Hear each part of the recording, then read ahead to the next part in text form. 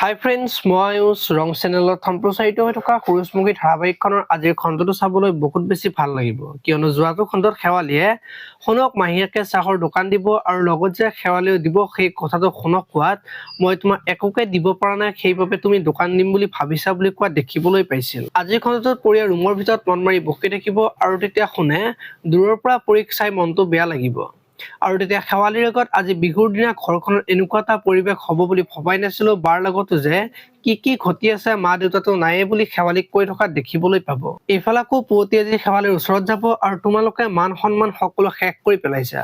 বাৰ অৱস্থা তেনেকুৱা হৈ আছে, বেচেৰি মুখৰ মাতবোৰ নোখোৱা হৈ গৈ আছে আৰু তোমালোকে প্ৰেমত মচগুল হৈ আছা বুলি কোৱা দেখিবলৈ পাব। আনফালে আকৌ শেৱালীয়ে বিহুৰ কাৰণে ৰত্নহঁতক বিহুৱান দিব আৰু ঘৰত সকলোৱে মিলি বিহু উদযাপন কৰা দেখিবলৈ পাব।